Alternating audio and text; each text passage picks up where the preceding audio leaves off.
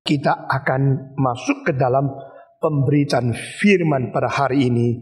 Mari kita semua buka kitab suci dari 1 Yohanes pasal yang keempat. Kita membaca sekali lagi ayat keempat sampai dengan ayat yang keenam. 1 Yohanes pasal keempat. Kita membaca dari ayat 4 sampai dengan ayat yang keenam.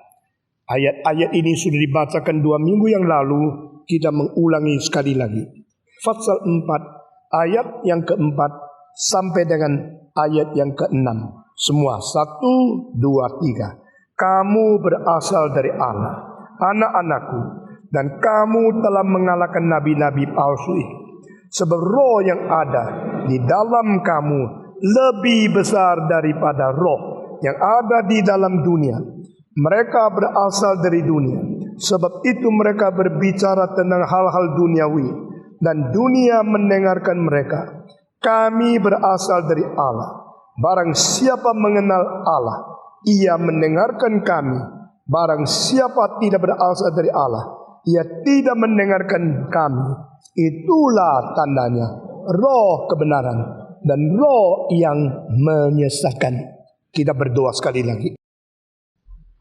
Kiranya Tuhan sekarang juga membuka hati kami, mencerdaskan pikiran kami, mencelik mata rohani kami, dan membuka keinginan kami untuk aus dan rasa lapar menuntut firman Tuhan yang hidup. Kiranya Roh-Mu yang kudus memberikan pencerahan, memberikan pengkoreksian, memberikan daya introspeksi di dalam diri kami masing-masing, sehingga kami boleh mendengar, kami boleh menerima kebenaran yang melimpahkan iman, yang memperkuat rohani kami di hadapan Tuhan. Demi nama Yesus Kristus, kami bersehati mengusir setan dan segala anasir jahat keluar dari ruangan ini. Dan kami berdoa, kiranya roh kebenaran sekarang juga bertakhta di tengah-tengah kami. Dan kami melihat kemuliaan Kristus, dan kami kembali kepada Tuhan dengan iman di dalam kebenaran yang sudah Tuhan nyatakan. Dalam nama Yesus Kristus, penebus dan juru selamat kami yang hidup, kami sudah berdoa. Amin.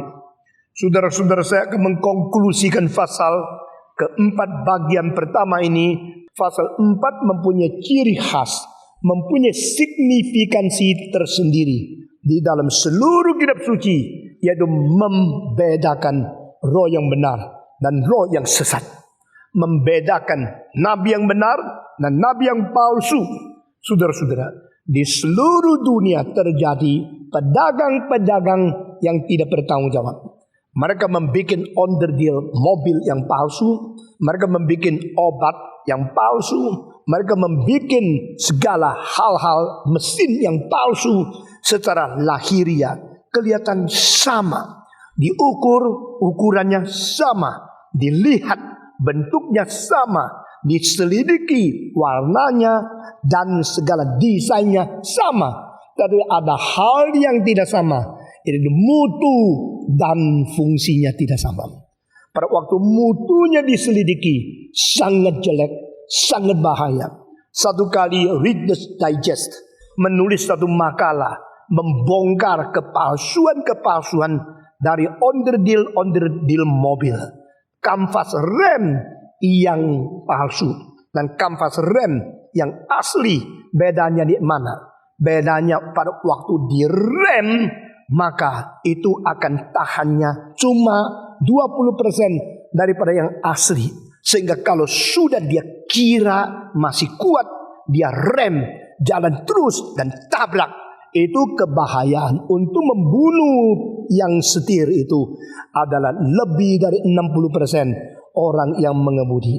Saudara-saudara, karena waktu minta murah sedikit, minta murah, maka tidak perbedakan yang palsu atau yang asli. Terima rem, kampas rem mobil yang palsu, dipasang di mobilnya, lalu mobil dijual dengan modal lebih murah. Mobil yang bekas diterima, ini lebih murah, saya senang. Tapi di dalamnya banyak palsu.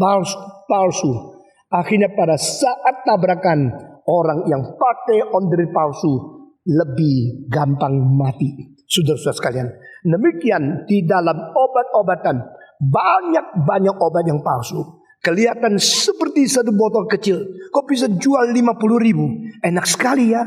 Maka coba bikin yang warna sama, bikin yang kelihatan bau sama, masuk di botol yang desainnya sama, dengan segala sesuatu kelihatan sama. Nah, orang minum dengan iman, ini akan menyembuhkan.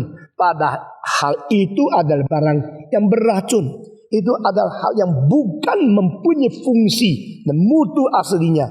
Akibatnya penyakit bukan saja tidak disembuhkan, makin lama makin parah, sehingga menunda waktu, sehingga kesempatan disembuhkan begitu hilang dan dia tidak lama lagi meninggal dunia. Saudara-saudara, orang yang membuat barang palsu demi uang, itu motivasinya adalah egoisme, motivasinya adalah kaya. Tetapi side effect yang membuat orang mati, bikin orang tidak mungkin disembuhkan lagi, itu siapa yang harus bertanggung jawab? Kalau engkau membuat arloji palsu, bikin kamera palsu, itu tidak memfatalkan hidup seseorang. Tapi kalau engkau bikin obat palsu, bikin ondel palsu, itu sangat membahayakan hidup orang lain. Maka pemalsuan itu masih ada tingkatan-tingkatan bahaya yang berbeda. Namun saudara-saudara, pemalsuan yang paling membahayakan yaitu membunuh rohani seseorang, bukan membunuh badan seseorang. Sehingga orang yang menerima kepalsuan itu, dia bukan mati jasmani, dia mati jiwa, mati kerohanian. Dan itulah adalah tipuan yang paling hebat dari iblis, dari semua ajaran-ajaran yang melawan kebenaran Tuhan Allah. Saudara-saudara, itu sebab Alkitab di dalam Wahyu pasal 20 ayat 10 dikatakan pada akhirnya bahwa antikristus dan nabi palsu dan semua yang palsukan firman Tuhan akan dibuang ke dalam neraka untuk disiksa siang malam sampai selama-lamanya. Saudara-saudara sekalian, saudara boleh berdebat dengan saya, saudara boleh melihat semua gereja sama, semua ajaran sama. Saya mengatakan tidak sama. Saudara boleh menganggap kebebasan manusia, mau dengar khotbah apa, dipimpin oleh pendeta apa, silakan engkau berkebebasan. Tetapi saya berkata tidak sama. Saudara-saudara, ajaran-ajaran palsu mematikan rohanimu. Nabi-nabi palsu membinasakan imanmu. Semua daripada tipu-tipuan rohani yang engkau tidak sadar berapa banyak pengaruhnya, hanya karena engkau terpengaruh dengan fenomena yang kelihatan bagus, fenomena yang kelihatan enak, perasaan yang rasa nikmat. Engkau masuk ke dalam satu gereja, tidak ada apa-apanya, cuma ada khotbahnya. Masuk ke gereja yang lain, aduh, ada penyanyi yang cantik nyanyi, ada band yang menghibur. Engkau mendengar seperti suasana, seperti perasaan jiwamu berlayang-layang. Engkau terhibur, engkau puas, engkau rasa sangat terhibur dan dipuaskan di tempat itu. Tapi saudara-saudara, engkau pernah menguji tidak? Ajaran itu setia kepada Alkitab tidak? Engkau pernah menyelidiki ajaran itu berasal dari Roh Kudus atau tidak? Oh, tidak usah uji. Pokoknya suasana ada Roh Kudus, kelihatan seperti ada Roh Kudus, itu Roh Kudus. Alkitab mengatakan dengan jelas, bedakan dan jangan percaya segala roh. Roh kebenaran itu Roh Kudus. Roh bukan Roh Kudus tidak memberitakan kebenaran. Yang bukan kebenaran tetapi kelihatan seperti kebenaran, itulah yang paling bahaya. Saudara-saudara, kalau engkau belum pernah memiliki, maka engkau mengatakan saya tidak ada. Tetapi engkau pernah memiliki yang salah, engkau mengatakan saya sudah ada. Kalau sudah ada, engkau tidak perlu lagi. Karena sudah ada, engkau tidak membutuhkan, engkau tidak mencari, engkau tidak menuntut. Yang ada menjadi lebih bahaya daripada yang belum ada. Yang kira kenal Kristus lebih bahaya daripada mereka yang belum pernah mengenal Kristus. Orang yang belum pernah kenal Yesus Kristus lalu didatangi, diinjili dengan Injil yang sejati, itu akan menimbulkan benturan kebudayaan asli dengan ajaran dari firman Tuhan. Tapi orang yang katanya sudah ada Kristus, waktu dikabarkan lagi dengan ajaran yang benar, dia akan menjawab, "Tidak usahlah, kita sudah kenal, kita sudah tahu Yesus Kristus, kita sudah menjadi Kristen dari nenek moyang Kristen." Saudara-saudara, bukankah di Indonesia banyak daerah kantong Kristen?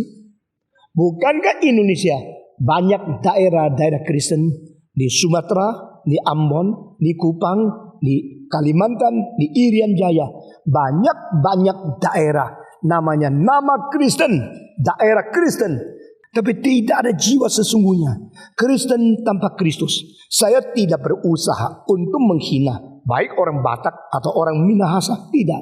Saya cuma berkata kepada saudara, jikalau Minahasa menghasilkan orang yang begitu rohani, begitu baik, dan ada orang yang rohaninya luar biasa, Batak juga menghasilkan orang begitu cinta Tuhan, jangan lupa ada yang palsu. Ini yang saya tekankan.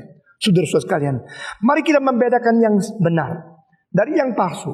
Mari kita pisahkan yang benar daripada yang palsu, sehingga kita tidak kejebak di dalam fenomena, di dalam gejala-gejala yang kelihatan sama, tetapi samar-samar mempunyai penipuan yang menakutkan. Sama-sama gedung gereja boleh dibentuk dengan bagus, tapi yang penting bukan gedungnya, yang penting bukan organisasinya, yang penting bukan kenyamanan di dalamnya, yang penting bukan arsitekturnya, yang penting adalah ajaran itu benar dari Tuhan atau tidak. Tetapi saya mau tanya, berapa sih orang sekarang mempunyai kesempatan dan mempunyai hati yang teliti untuk membeda-bedakan siapa betul, siapa salah?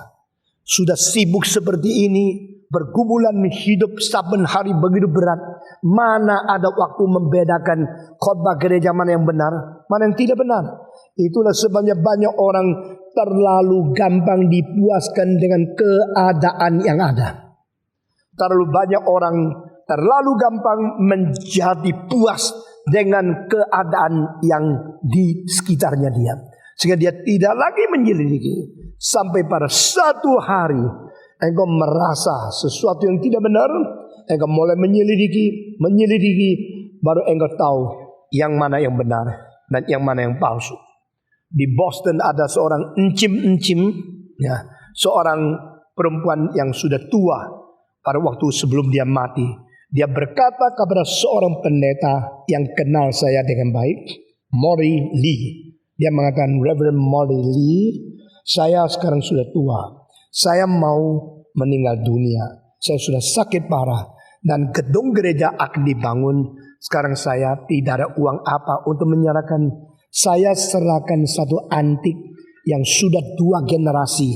Diturunkan dari nenek saya, lalu kepada papa saya, sekarang di tangan saya. Sekarang saya serahkan antik ini untuk dijual mahal, dapat uang untuk persembahan gedung gereja." Tidak lama kemudian dia mati. Waktu dia keluarkan barang itu, dia hati-hati sekali. Ini antik dan ini adalah barang mahal luar biasa. Maka dia keluarkan, kasih pendeta. Pendeta itu ketakutan, pegang antik kalau pecah dosanya besar. Dia baik-baik simpan di satu tempat untuk membangun gereja. Dan akhirnya dia panggil ahli datang melihat kira-kira bisa jual berapa. Orang itu sudah meninggal dan mereka panggil ahli. Ahli ini lihat kok seperti asli tapi sedikit meragukan. Maka panggil yang lebih ahli lagi. Yang lebih ahli dia boleh juga ini ya, tapi juga meragukan. Panggil yang lebih ahli lagi. Akhirnya yang paling ahli datang, mengatakan ini kira-kira harganya $7. Saudara-saudara, orang tua yang mati kira itu $700.000. Karena itu antik yang berharga sekali. Tetapi yang paling ahli mengatakan ini kira-kira $7. Ini dipalsukan kira-kira 60 tahun yang lalu. Dan waktu itu ada seorang namanya ini dan ini. Dia mempelajari bagaimana meniru antik. Dan dia bikin seperti ini. Sekarang kalau dapat sudah harganya kira-kira $7. Pendeta ini hampir semaput. Saudara-saudara, dia kira mendapatkan persembahan yang bernilai sekali. Akhirnya cuma $7. Majelis semua gelengkan kepala. Dan semua orang dikecewakan. Dan barang itu akhirnya dijual. Memang tidak ada orang mau. Tidak ada artinya. Karena apa? Itu memang palsu. Tetapi ada keyakinan dari seorang yang setia kepada dia. Ini antik. Ini ratusan ribu dolar. Ini betul-betul bernilai. Dan kepercayaan itu bikin dia hati-hati jaga antik selama 50 tahun. Bikin dia ketakutan dicuri orang. Ganti kunci berapa puluh kali. Lebih dari $70. Akhirnya antik itu tidak bernilai. Saudara-saudara, dengan cara ini engkau mencintai ajaran yang palsu? Banyak orang tidak berani meninggalkan gerejanya. Karena apa? Ada pelayanan di situ. Di situ saya diangkat menjadi majelis. Saya sangat dihargai. Maka aku tidak berani meninggalkan. Meskipun saya tahu ajarannya tidak beres. Saudara-saudara sekalian, seorang di luar negeri, saya bilang, kamu ikut kebaktian di Reform, tapi nyonyamu tidak mau ikut di sini. Dan anak-anakmu semua berada di gereja yang tidak beres. Saya tahu ajarannya tidak beres. Saya tidak mengundang dia datang, tapi you pikir sendiri. Dia mengatakan, tidak apa-apa. Anak perempuan saya semua di gereja itu. Besok dapatnya menantu semua Reform. Jadi pentingnya anak saya itu besok itu bisa menikah sama orang Reform. Maka keluarga kita tetap ada orang-orang Reform. Itu paling penting. Sekarang mereka tidak mau di sini, tidak apa-apa. Ajaran tidak karuan, tidak apa-apa. Tidak apa-apa, tidak apa-apa. Saya mengatakan tidak. Kalau orang Reform menikah dengan orang deform, kalau orang Reform menikah dengan nyonya no form, nanti keker tidak habis-habis. Itu tidak pernah ada tukar pikiran yang sungguh-sungguh antara suami dan istri. Dan waktu itu engkau kira engkau untung. Anak-anak saya dapat suami Reform, saya untung. Engkau tidak sadar, engkau merugikan orang Reform yang terus dirongrong oleh orang deform, orang no form, orang yang tidak ada form. Bagaimana dia pikir? Saudara-saudara sekalian, yang benar, benar. Yang salah, salah. Dan engkau harus membedakan yang benar di mana, yang salah di mana. Untuk tidak dirugikan secara rohani. Saudara-saudara, kalau tubuh makan obat salah, mungkin mati. Setelah mati, jiwanya tetap adalah jiwa di dalam tangan Tuhan.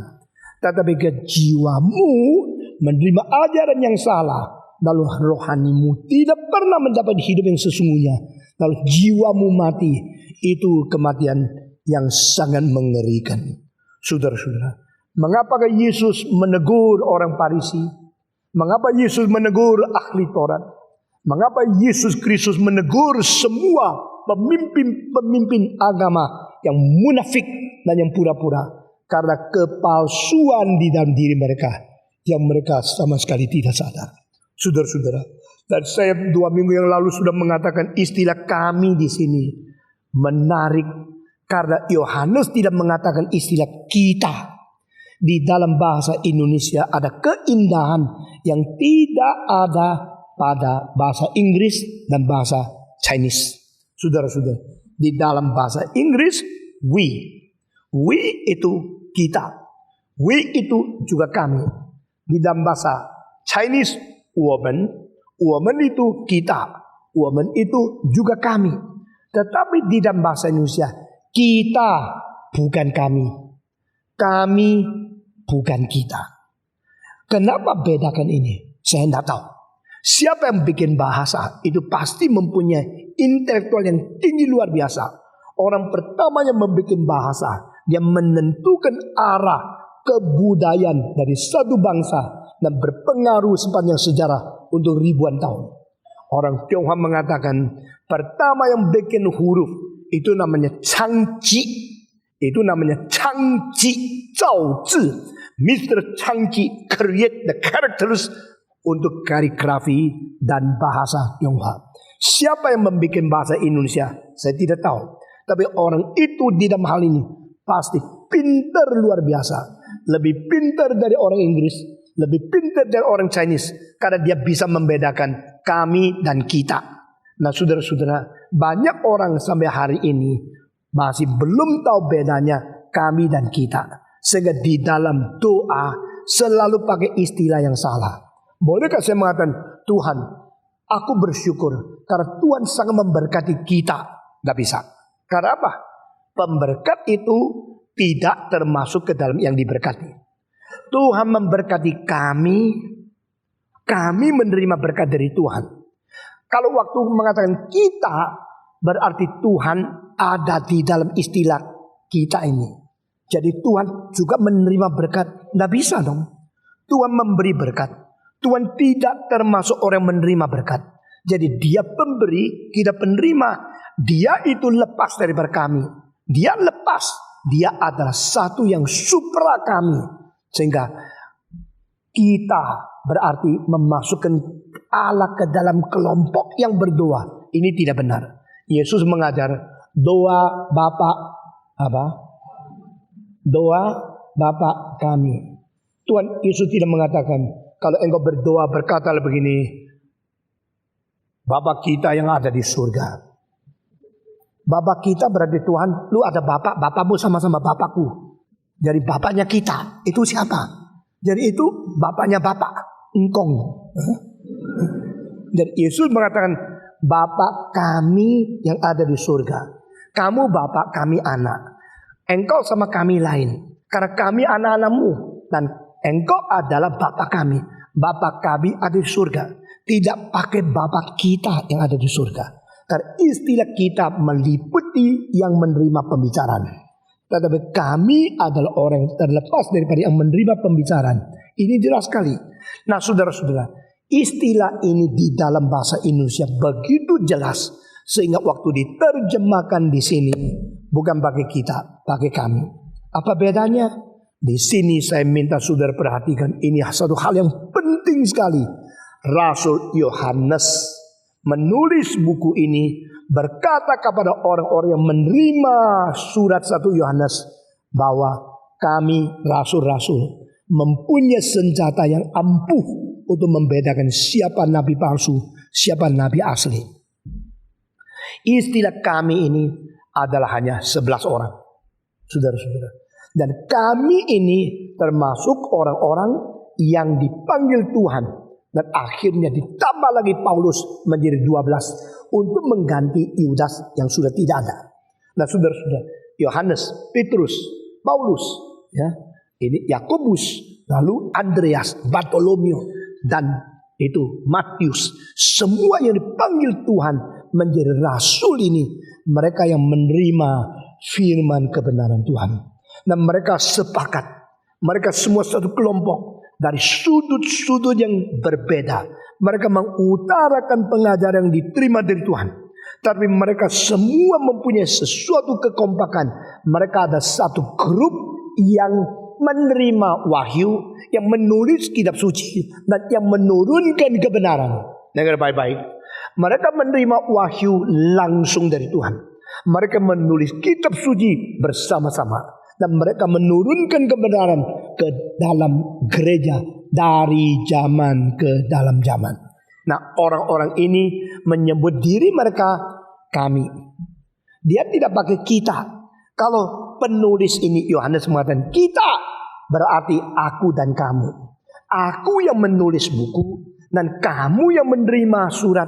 Kita adalah satu kelompok orang. Dan penerima surat ini bukan saja zaman itu.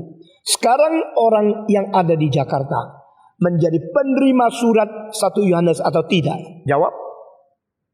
Jawab. Kita menerima bukan? Kita juga menerima kan? Maka saya khotbah kepada kamu.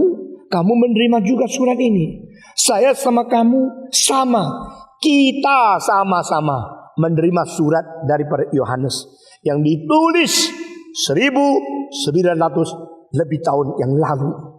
Saudara-saudara, jadi 1900 lebih tahun yang lalu ada seorang namanya Yohanes tulis surat kepada semua orang di dunia yang mempunyai kesempatan membaca surat ini. Dan dia menyebut dia sebagai kami, menyebut kita sebagai kamu.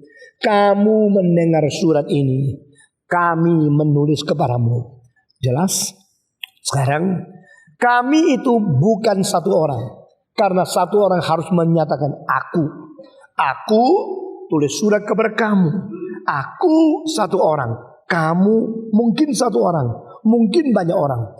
Tapi kalau dia mengatakan kami, berarti sekelompok orang yang memihak dia, yang sejenis dengan dia, berbeda dengan yang menerima surat ini sebagai kelompok penerima yang dipisahkan.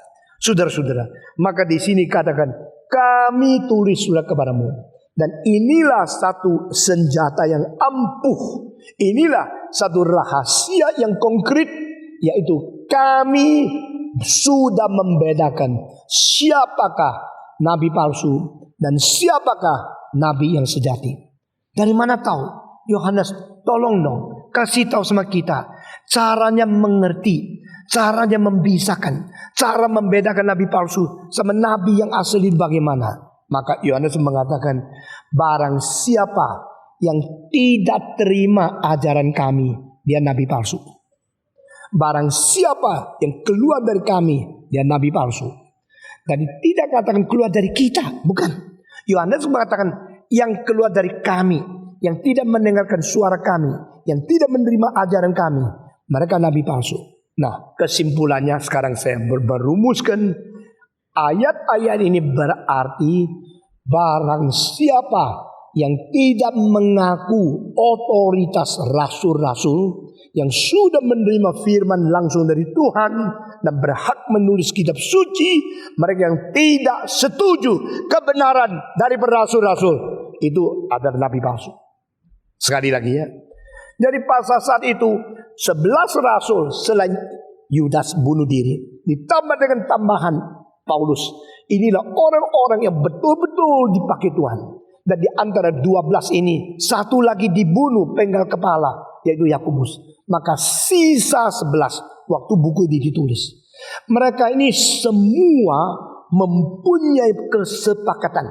Untuk apa? Untuk menulis kebenaran, untuk menurunkan firman, untuk menyimpulkan pengwahyuan dari Tuhan Allah.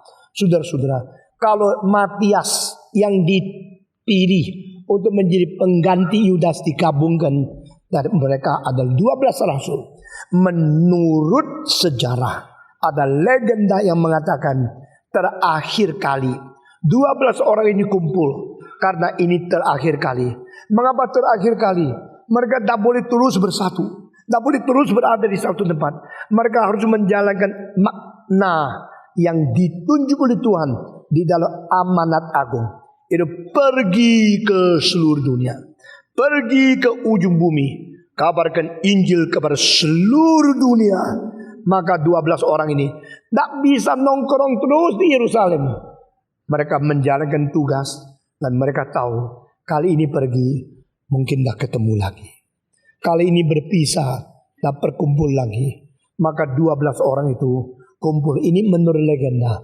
Mereka sama-sama setuju untuk menuliskan satu kesimpulan daripada semua poin iman kepercayaan yang paling penting. Maka itulah menjadi sebabnya ada iman rasuli yang diturunkan. Sekarang saudara baca iman rasuli di sini. Semua buka. Semua buka. Iman rasuli ini di sini tertulis ada berapa banyak butir yang di sini berapa? 12 ya. Nah, 1 percaya kepada Allah. Terakhir kepercayaan kepada hidup yang kekal. 12 butir ini menurut legenda adalah sumbangsi 12 murid untuk pertemuan bersama kali terakhir. Jadi 12 orang itu merumuskan, ayo kita sekarang sudah mau pergi. Thomas mau pergi ke India, ada yang pergi ke Mesir, ada orang pergi ke Frigia, ada yang pergi mengabar Injil ke Asia Minor, ada yang pergi mengabar Injil ke Italia, ada orang pergi mengabar Injil kepada Eropa yang barat. Maka sebelum mereka pergi, ayo mari kita sepakat, mari kita mengadakan konsensus, mari kita semua memberikan satu butir, sehingga ada 12 point 12 butir ini masing-masing disumbangsi oleh satu rasul, dan setiap butir disetujui oleh 11 rasul yang lain. Nah, ini legenda ya. Tapi legendanya indah sekali. Sehingga kalau Petrus mengatakan, aku percaya kepada Yesus Kristus, anak Allah, yang mati di bawah Pontius Pilatus, dilahirkan di bawah anak darah Maria, melalui naungan dari Roh Kudus. Dan ini semua bilang, oke, aku percaya. Lalu 12 orang menurut cara sekarang sama-sama tanda tangan. Ini menjadi iman rasuli. Saudara-saudara, apostolic faith berarti intinya ini. Ini terus turun sampai tahun 1901. Baru ada pemberontakan dari orang Pantekosta. Mereka mengatakan apostolic faith bukan ini. Apostolic faith ada 4 hal. Menyembuhkan, melakukan mujizat, dan berkarunia lidah, dan mereka mempunyai kuasa tanda ajaib. Ya, ini 4 hal dianggap apostolic faith. Tetapi 12 ini tidak menjadi penting. Sampai hari ini gereja di seluruh dunia di dalam kebaktiannya kebanyakan tidak membaca ini. Saya sangat heran. Saya pernah berkhotbah di salah satu gereja besar sekali di Amerika. Dan hari itu saya berkhotbah. Salah satu anak yang paling bakat daripada Billy Graham, anak perempuan itu ikut kebaktian di situ. Saudara-saudara. Nah, saya perhatikan 3 kali khotbah pagi itu di bahasa Inggris saya bicara tentang perfection of Christian faith. Nah, ini khotbah-khotbah 3 ini akhirnya dikejar-kejar oleh banyak sekolah teologi di Amerika dan dicari oleh Bob Jones University. Apa pendapat Stephen Tong mengenai perfection? Mereka ingin mengetahui. Nah, saudara-saudara, saya memperhatikan 3 kali kebaktian itu tidak membaca iman rasuli. Saya sangat sedih. Jadi saya minta saudara perhatikan, iman rasuli itu adalah kepercayaan yang diturunkan langsung oleh rasul. Dan rasul-rasul yang mengumpulkan dan menyimpulkan kepercayaan di dalam 12 butir ini. Sehingga ini menjadi tanda satu-satunya yang paling penting bagaimana menguji gereja itu asli atau tidak. Gereja yang tidak menurunkan dan tidak setia memelihara ajaran rasuli bukan gereja yang sejati. Tetapi selama kita mendirikan gereja reform dan kita mengaku kita orang reform, kita tidak boleh tidak membaca akan iman rasuli. Karena ini pengakuan kepercayaan yang kita menunjukkan kesetiaan kita kepada tradisi yang diturunkan dari ajaran rasul-rasul yang asli. Tadi saya mengatakan pertama kali ditolak dan dipindahkan yang disebut apostolic faith yang mengatakan mesti karunia lidah, mesti bisa mengusir setan, mesti bisa menyembuhkan, mesti bisa bertanda ajaib atau ada kuasa mujizat. Itu namanya apostolic faith. Saudara-saudara, setelah rasul itu kumpul menetapkan ini, lalu mereka pergi satu persatu pergi ke seluruh dunia mengabari Injil. Dan semenjak hari itu mereka tidak pernah kumpul lagi. Mereka tidak kesempatan melihat satu dengan lagi. Petrus tidak lagi ketemu dengan Bartolomeo. Bartolomeo tidak ketemu dengan Matius. Matius tidak ketemu lagi dengan akan Andreas. Dan Andreas tidak ketemu lagi dengan Yohanes. Mereka menyebar ke seluruh dunia. Dan satu-satu dibunuh. Akhirnya satu-satu dipenggal kepala. Disalibkan. Bartolomeo disalibkan dengan cross. Kedua tangan tarik ke kanan kiri atas. Kedua kaki ditarik ke kanan kiri bawah. Menjadi pembentukan X. Dan dia mati digantung sampai melumurkan darah yang banyak. Mereka satu persatu mati. Tapi mereka setiap rasul menyepakati ajaran rasul yang lain. 12 rasul semua bersumbangsi mengenai ajaran yang murni. Dan semua setuju ajaran murni dari butir lain yang disumbangsi oleh rasul-rasul yang lain sampai mereka mati. Dan saudara-saudara, ini artinya kami. Waktu Yohanes mengatakan mereka keluar dari kami, berarti mereka yang tidak setuju kelompok rasul ini itu nabi palsu. Mereka palsu karena mereka tidak mau dengar kami. Kami ini bukan kita semua. Kami ini adalah kelompok rasul yang dipanggil Tuhan secara pribadi, secara sendiri, satu persatu untuk memikul salib, menyangkal diri, mengikut Dia. Dan inilah kelompok eksklusif, kelompok yang menentukan iman kepercayaan orang Kristen dari zaman ke zaman. Ini satu kelompok eksklusif yang sendiri menerima wahyu dari Tuhan, menulis kebenaran dalam kitab suci, dan menurunkan iman sejati kepada setiap generasi. Saudara-saudara, ini artinya setelah mendengarkan penjelasan saya sampai di sini, kita membaca lagi, engkau langsung mengerti lebih mendalam. Kita buka lagi sekali 1 Yohanes pasal keempat. Kita membaca bersama-sama sekali lagi dari ayat 4 sampai dengan ayat yang ke-6. Semua membaca 1, 2, 3. Kamu berasal dari Allah, anak-anakku, dan kamu telah mengalahkan nabi-nabi palsu itu. Sebab roh yang ada di dalam kamu lebih besar daripada roh yang ada di dalam dunia. Mereka berasal dari dunia, sebab itu mereka berbicara tentang hal-hal duniawi, dan dunia mendengar mereka. Kami berasal dari Allah.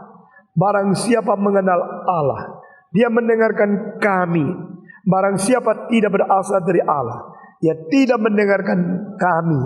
Itulah tandanya roh kebenaran dan roh yang menyesatkan. Sudah mengerti? Dan di sini istilah kami mempunyai signifikansi tersendiri. Saya kembalikan menunjukkan 3 poin yang penting. Pertama-tama, kamu dari Allah. Saudara-saudara, berarti apa?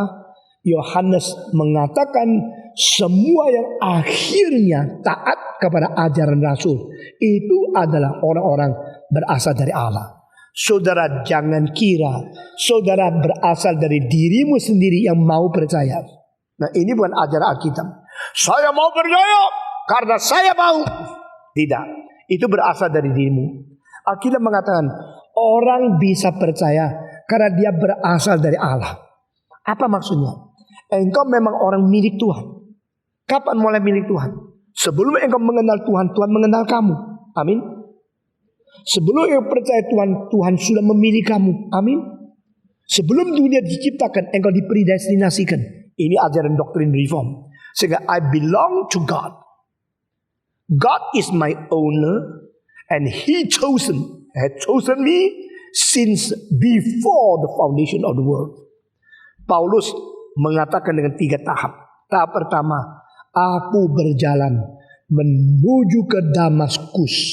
Di tengah-tengah jalan yang melawan Kristus. Di situ Tuhan Allah memanggil aku.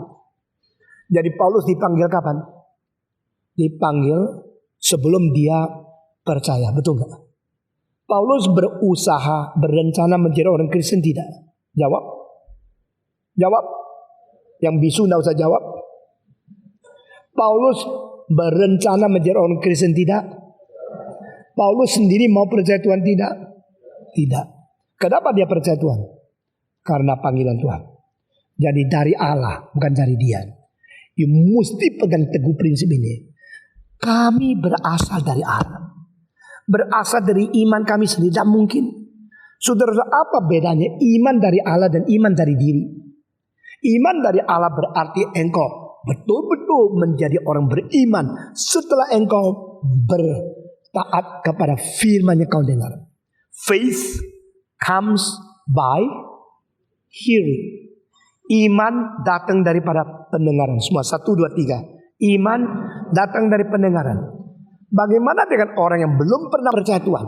Supaya mereka percaya, kita pasang sesuatu perangkap. Ayo datang.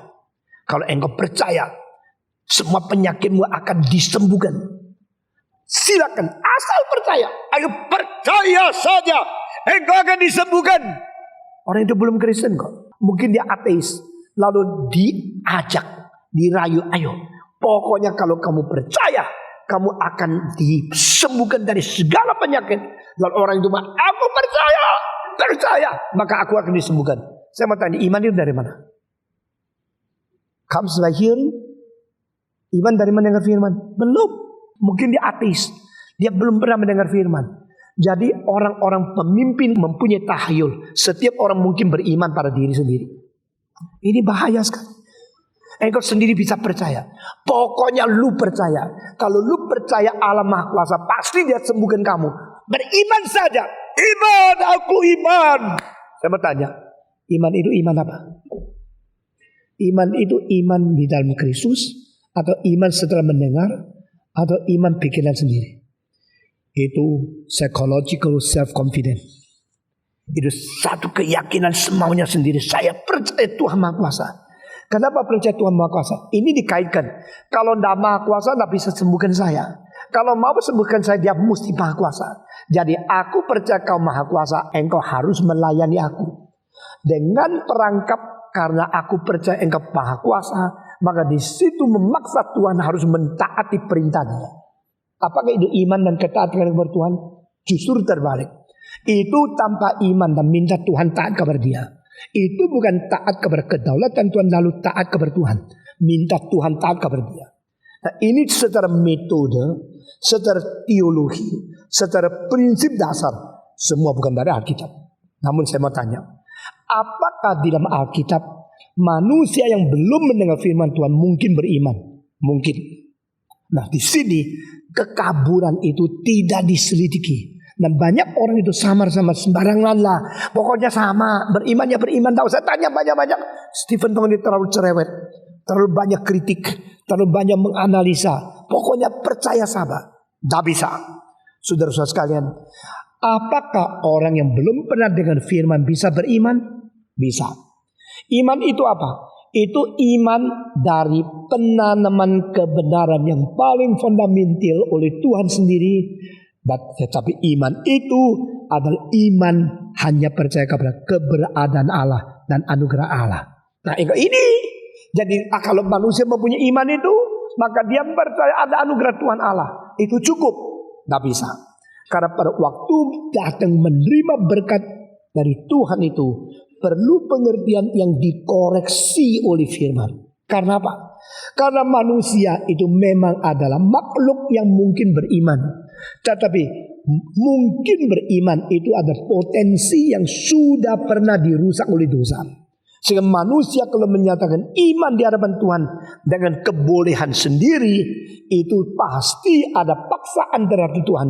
Pasti ada penyelewengan terhadap kebenaran. Itu sebab Yesus Kristus mengatakan, jika engkau merasa engkau bisa lihat, engkau sedang buta. Jika engkau mengatakan engkau buta, engkau akan dicelikkan mata rohanimu.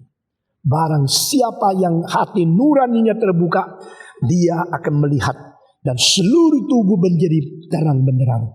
Barang siapa yang gelap di dalam hatinya, dia akan gelap selama-lamanya.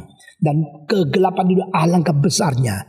Lalu saudara-saudara, kegelapan, kebutaan di dalam hati itu bisa dimengerti seperti apa? Yaitu mereka yang tidak beriman. Saudara-saudara, di dalam 2 Korintus pasal 4 dan ayat ke-2 sampai 4, di situ ada satu kalimat, orang-orang yang tidak beriman, hati nurani mereka sudah dibutakan oleh raja dunia ini. Nah saudara-saudara, sehingga mereka tidak akan melihat sampai Tuhan mencelikan. Nah saya kembali sekarang kepada iman sebelum mendengar firman. Itu iman dasar, iman kebenaran yang paling fundamental. Ini berada di dalam 2 ayat. Pertama di dalam Roma pasal 1 ayat ke-19. Tentang Allah, hal yang boleh diketahui oleh manusia sudah ditaruh di dalam hati manusia. Sehingga meskipun Allah tidak kelihatan, tetapi melalui ciptaan Dia di alam semesta, kita mengetahui bahwa Allah itu ada. Nah ini adalah belief in the existence of God. Dan ayat kedua itu di Ibrani pasal 11 ayat 6. Tanpa iman tidak ada orang diperkenankan oleh Allah. Karena barang siapa yang datang kepada Allah harus percaya Allah ada dan dia pemberi berkat kepada orang yang mencari dia. Nah, saudara-saudara sekalian, tetapi iman semacam ini adalah iman dasar tentang eksistensi daripada Allah. Tentang iman keselamatan, iman mendapatkan anugerah selanjutnya, sampai iman mendapatkan satu relasi pribadi, itu perlu mendengarkan firman. Dan orang yang memaksa Tuhan harus kerjakan sesuatu karena aku percaya Engkau Maha Kuasa. Dia percaya kepada Maha Kuasanya Allah, itu tidak ada dasar kecuali dia mendengarkan firman dulu. Tetapi dia hanya mencetuskan semacam konfidensi pribadi. Sebagai ciptaan yang belum ditebus dan belum mendengar firman, itu selalu dengan iman yang salah untuk memaksa Tuhan. Saudara-saudara sekalian, itu sebabnya kita melihat di sini Rasul mengatakan mereka tidak mendengar kami dan mereka keluar dari kami. Barang siapa yang mendengar kami, mereka berasal dari Tuhan. Saudara-saudara, sekali lagi kembali kepada poin pertama, yaitu kita yang dimiliki oleh Tuhan, kita berasal dari Tuhan. Dan meskipun kita belum mengenal Tuhan, Tuhan sudah terlebih dahulu memilih kita sebelum dunia diciptakan. Maka Paulus mengatakan 3 tahap. Pertama, aku dipanggil pada waktu dekat menuju gerbang dari pintu Damaskus. Tetapi ayat lain dia mengatakan, aku dipanggil semenjak di dalam rahim ibuku. Saudara-saudara, tahap kedua yang menelusuri lebih dalam. Saya milik Tuhan. Karena apa? Aku dipanggil di tengah-tengah jalan mau masuk ke Damaskus. Tapi dia sadar, saya dipanggil pada waktu saya masih berada di rahim ibuku. Waktu Paulus masih berada di dalam rahim ibunya, dia sadar dia ada nggak? Dia mungkin beriman kepada Tuhan enggak? Dia bisa berencana menjadi orang Kristen enggak? Tak mungkin kan? Dia masih satu janin yang berada di dalam rahim ibu. Enggak ngerti apa. Enggak ada kesadaran. Enggak ada fungsi kemauan. Enggak ada akibat keputusan. Enggak ada kemungkinan untuk memilih. Sehingga dia tak mungkin memilih Tuhan. Tetapi Tuhan memilih dia sebelum dia memilih Tuhan. Ini adalah ekstensi daripada predestinasi Tuhan. Tetapi akhirnya Paulus mengatakan tahap ketiga. Sebelum dunia diciptakan, saya dipilih. Nah, ini tahap 3 ya. Sebelum dunia diciptakan, dia dipilih. Dan waktu di dalam rahim ibu, dia dipilih. Dan terakhir, di dalam jalan menuju kepada Damaskus, dia dipilih. Ketiga ini, mana lebih dulu, mana lebih belakang? Jawab. Mana lebih dulu? Sebelum dunia diciptakan. Dan engkau mengatakan, saya menjadi orang Kristen karena saya percaya. Saya bisa disembuhkan karena saya beriman. Saya menjadi rasul karena saya memilih Tuhan. Itu bukan ajaran Alkitab. Engkau berasal dari Tuhan. Bukan karena engkau menjadi sumber. Engkau menjadi inisiator. Engkau menjadi milik Tuhan. Karena Tuhan berencana untuk memilih engkau. Amin. Sebelum dunia dicipta, sebelum engkau dilahir, sebelum engkau mau mengenal dia, engkau belum pernah rencana. Engkau tak mungkin ingin dan tak mungkin engkau menerima Tuhan saat engkau belum mengerti, belum sadar, belum lahir, belum diciptakan. Tuhan sudah memilih engkau. Ini ajaran doktrin yang begitu berbeda dengan banyak gereja yang lain. Saudara-saudara sekalian, dan di sini poin pertama, maka Yohanes berkata, kamu berasal dari Tuhan Allah. Semua, aku berasal dari Tuhan Allah. Berarti tidak ada yang dipegangkan, tidak ada unsur dari engkau.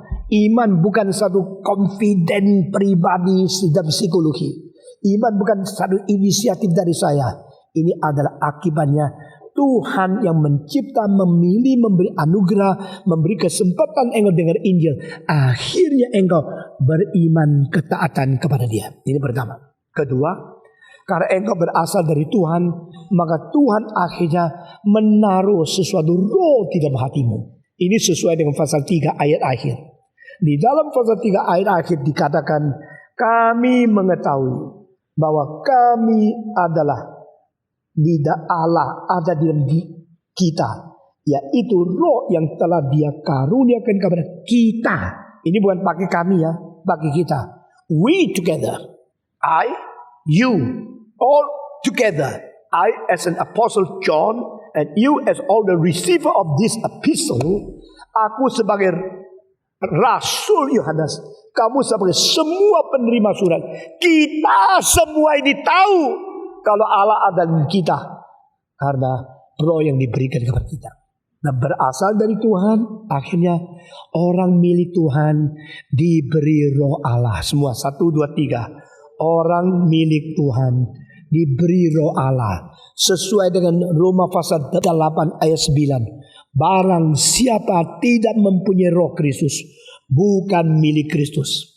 Saudara boleh menjadi anggota gereja, saudara boleh menjadi anggota majelis, saudara boleh menjadi anggota daripada seluruh gereja yang terbesar, terpenting. Tapi kalau engkau tidak ada roh Kristus dalam hatimu, engkau bukan milik Kristus. Kalau engkau berasal dari Allah, akhirnya engkau akan menerima roh yang berasal dari Allah juga. The Holy Spirit indwell within us. Holy Spirit is now within us, dwelling within our heart. And I believe, and I know, I realize, I conscious, I belong to God. Aku sekarang sadar, aku insyaf, aku mengalami, aku milik Tuhan. Karena apa? Sebelum dunia diciptakan, Dia memilih aku. Tetapi pengalaman, sekarang aku memiliki roh yang ada di dalam saya. Dan sekarang poin kedua, roh yang ada di dalam dirimu itu berapa besar? Roh yang diberikan ke dalam setiap hati orang yang dimiliki oleh Tuhan lebih besar dari roh yang ada di dunia. Jadi saudara, tidak usah takut. Engkau di dunia ini minoritas, tidak apa-apa. Engkau Kristen di Indonesia minoritas, tidak apa-apa. Ini harus dibuka suara besar-besar untuk nasional dan internasional ikut menginspeksi hukum di Indonesia. Lalu pusat pengkajian harus berbicara. Saudara-saudara sekalian, inilah orang baik seperti Yohanes Pembaptis dipegang kepala. Orang jahat seperti Herodes boleh baik-baik. Kenapa? Karena tidak beres. Karena hukum tidak adil. Karena mayoritas minoritas tidak mempunyai hak yang sama. Negara yang tidak bisa membela kaum minoritas bukan negara yang agung.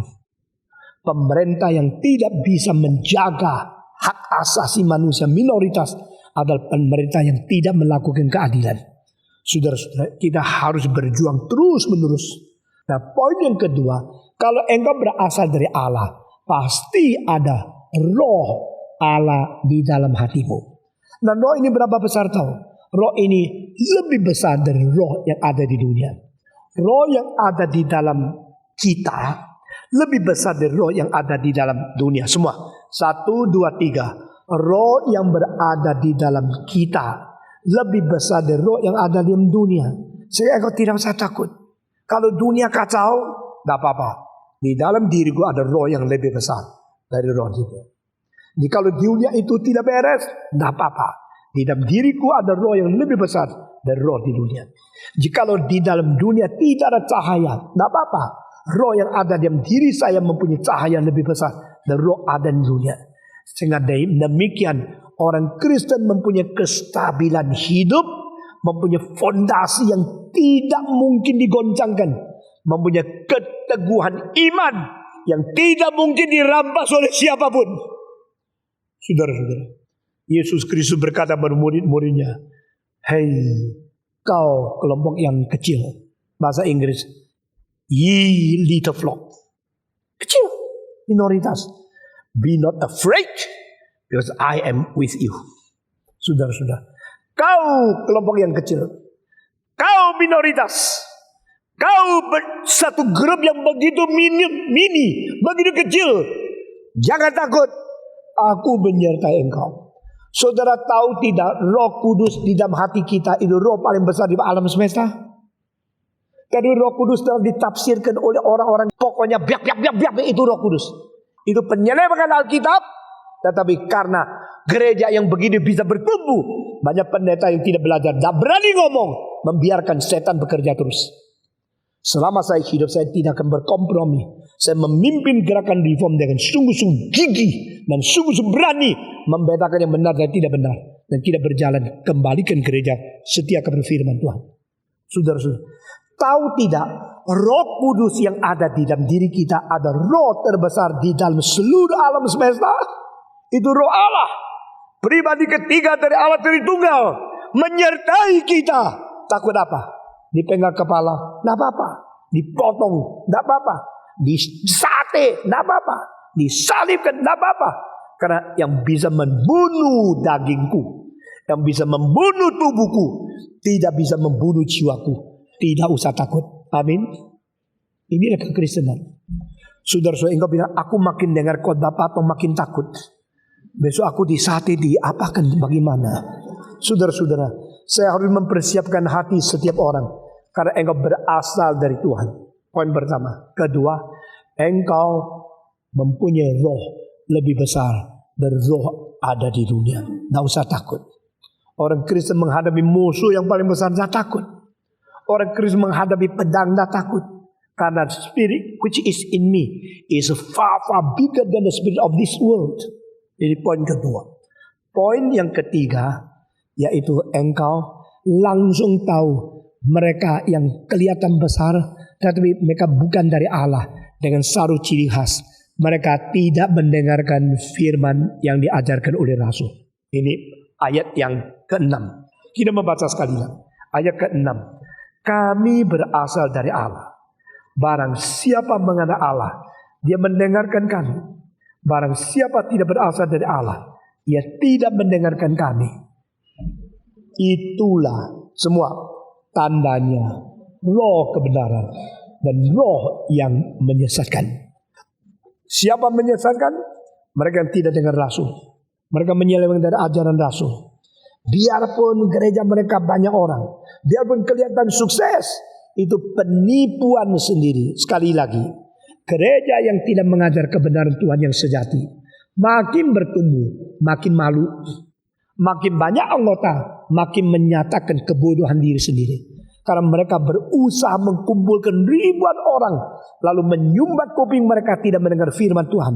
Lalu mereka menipu diri, kita telah ada Roh Kudus, padahal bukan roh asli. Kita telah ada kebenaran yang tidak cocok dengan Rasul. Kita telah ada tafsir Alkitab yang menyeleweng dari firman. Sehingga makin banyak, makin besar, makin tumbuh, makin sukses, makin mempermalukan. Dan pada satu hari mendadak aniaya datang. Yang paling cepat kolaps ada gereja yang bertumbuh di atas pasir seperti itu. Saudara-saudara, dan saya harus mempersiapkan hatimu untuk menjadi orang yang sungguh-sungguh sesuai dengan statusmu, berasal dari Allah, mempunyai roh yang paling besar. Dan engkau harus taat kepada firman Tuhan, sehingga menjadi gereja yang memperkenan di mata Tuhan. Hari ini saya simpulkan semua tentang bedanya roh benar dan roh salah di dalam khotbah ini. Sesudah itu, semua yang disebut kami menerima ajaran dan Rasul, kita semua kaum pilihan harus hidup di dalam cinta kasih untuk membuktikan kita sesungguhnya. Sudah melihat mereka palsu, bagaimana membuktikan kita sesungguhnya? Maka bagian kedua dari fase 4 menjadi bagian paling penting mengenai hidup mengasihi satu dengan lain. Mari kita berdoa. Bapa di dalam surga, kami berterima kasih. Pada pagi ini Engkau membangunkan kami, Engkau memimpin kami, Engkau menenangkan kami, Engkau memberikan pencerahan daripada sinar cahaya kebenaran ke dalam hati kami. Dan Engkau membawa kami kembali mengenal Engkau, mengetahui diri kami berasal dari Tuhan. Dan Tuhan begitu besar anugerah, memberikan roh yang terbesar di dalam hati kami, memeteraikan, memimpin, membawa kami masuk ke dalam kebenaran.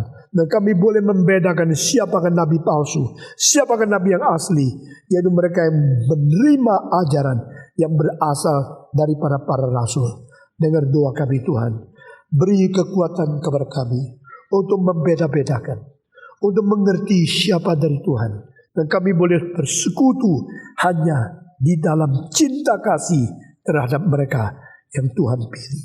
Dengar doa kami Tuhan, dalam nama Yesus Kristus, penebus dan juru selamat kami yang hidup.